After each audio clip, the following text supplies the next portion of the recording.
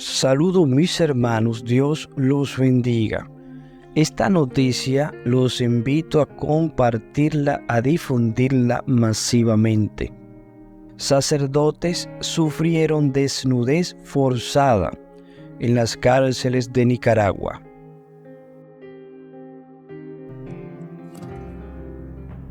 Recuerda, dale me gusta, suscríbete, activa la campanita y comparte. Sacerdotes y religiosos que estuvieron en las mazmorras de la dictadura de Daniel Ortega y su esposa Rosario Murillo fueron víctimas de desnudez forzada, tanto en el complejo Evaristo Valle, conocido como el Nuevo Chipote, y en el sistema penitenciario Jorge Navarro en Tipitapa.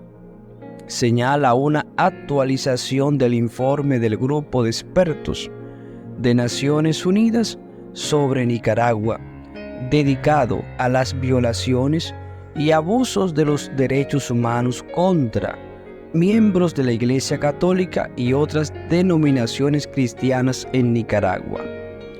Estos actos incluyen largos interrogatorios, amenazas, desnudez forzada, prohibición de comunicarse con otras personas detenidas, comida inadecuada y en algunos casos en porciones más reducidas que las correspondientes a presos comunes, luz artificial continua y condiciones de aislamiento e incomunicación constantes. En el informe detalla que en el Nuevo Chipote estuvieron detenidos al menos 9 sacerdotes juntos con otras personas opositoras o percibidas como tales.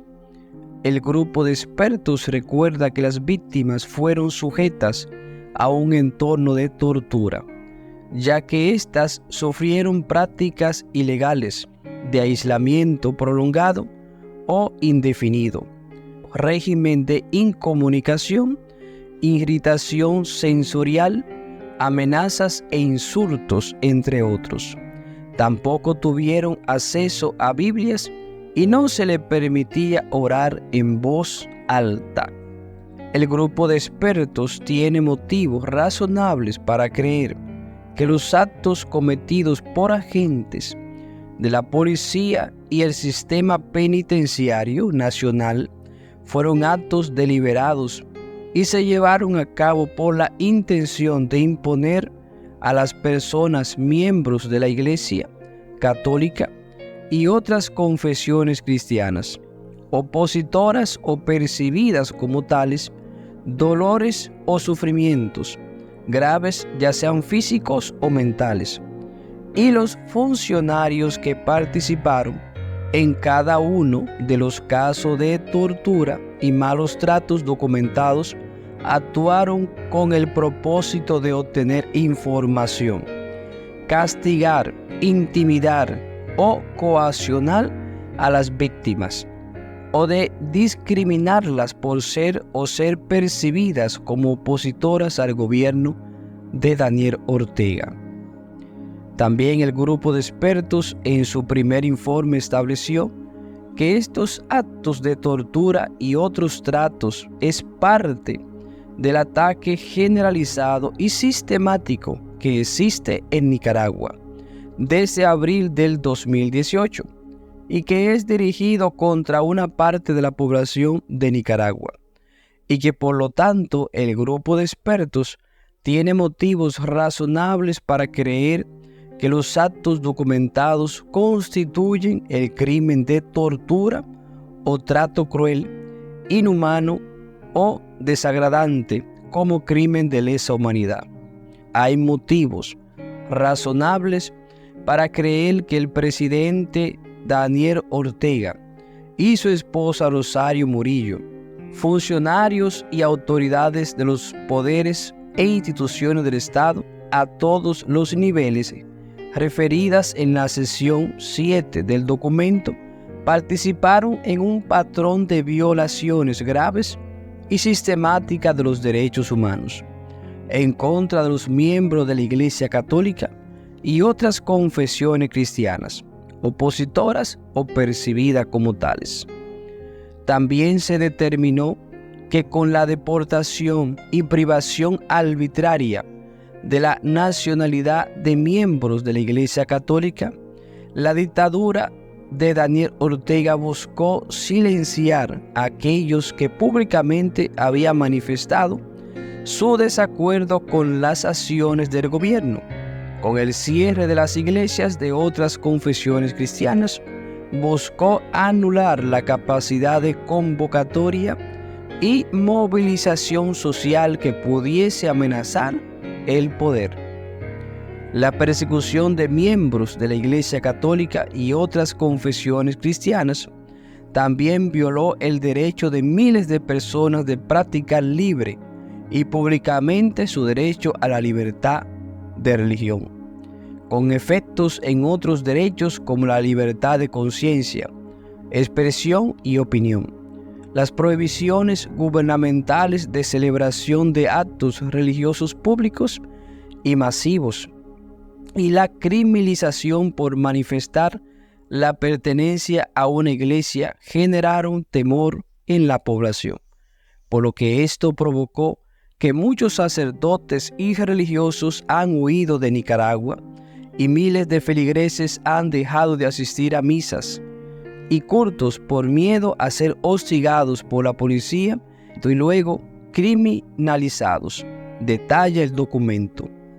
El grupo recuerda que Monseñor Álvarez Lagos permaneció detenido por más de 11 meses, con largos periodos en régimen de aislamiento, en la sección de máxima seguridad de la cárcel La Modelo, sector La 300, en la zona conocida como el Infiernillo.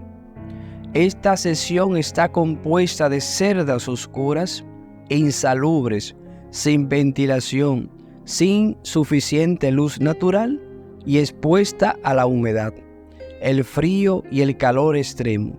Monseñor Álvarez no tuvo visitas familiares durante los primeros 43 días de su detención en La Modelo. El grupo de expertos señala que con motivos razonables para creer que estos actos o omisiones constituyen tratos crueles, inhumanos o desagradantes, en algunos casos tortura tanto física como psicológica.